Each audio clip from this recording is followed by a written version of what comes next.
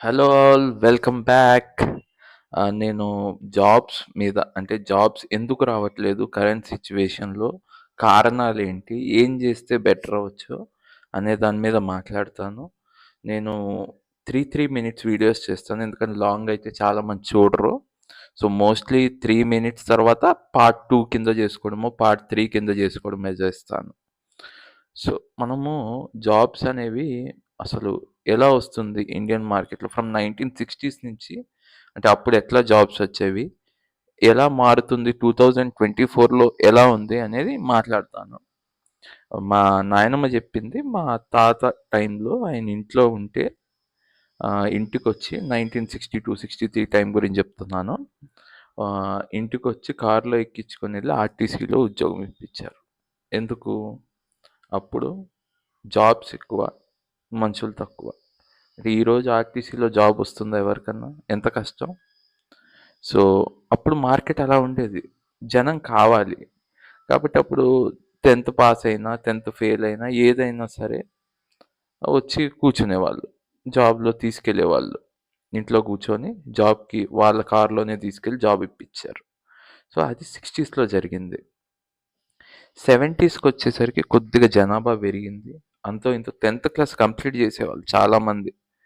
అంటే చాలామంది in the sense number అనేది పెరిగింది 70స్‌కొచ్చేసరికి.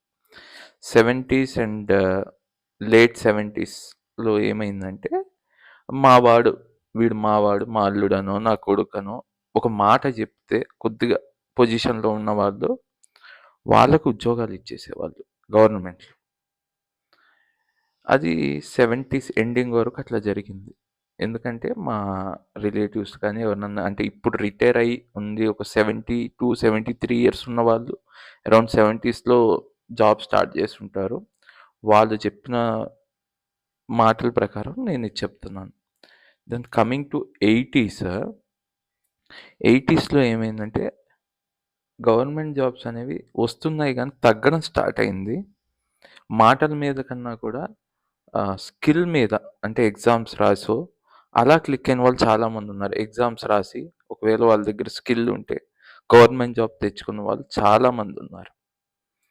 ఇక 90స్‌లో ఏమైందంటే 90స్ అనేది కొద్దిగా నాకు తెలిసినంత మటుకు బ్యాడ్ పీరియడ్.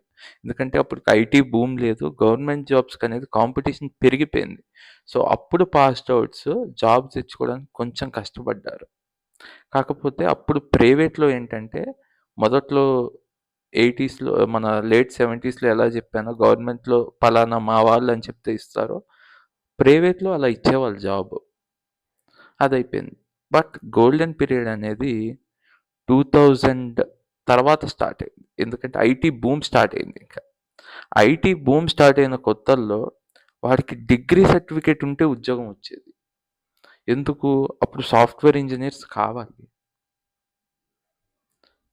మనకి సాఫ్ట్‌వేర్ ఇంజినీర్స్ కావాలి. డిగ్రీ అంటే అప్పట్లో 2000s వరకు కూడా ఇంటర్ పాస్ అయిపోయి కూడా ఏదో ఒక ఉద్యోగం చేసుకోవడము అలా ఉండేవాళ్ళు. డిగ్రీ కొద్దిగా తక్కువుండేది నంబరు. సో, మనకి కష్టపడకుండా సాఫ్ట్‌వేర్ జాబ్స్ అనేవి రావడం స్టార్ట్ అయ్యి సాలరీలెక్కువ. సో, ఇది నడిచింది ఒక పీరియడ్. ఒక 5, 6 ఏళ్ళు నడిచింది అంటిల్ రిసెషన్ వచ్చే వరకు. 2008, 9 దెన్ 2008, 9 తర్వాత పరిస్థితి ఏంటనేది నేను నెక్స్ట్ వీడియోలో చెప్తాను. ఆల్రెడీ 4 మినిట్స్ అయిపోయింది. Subscribe my channel for more videos. Thank you.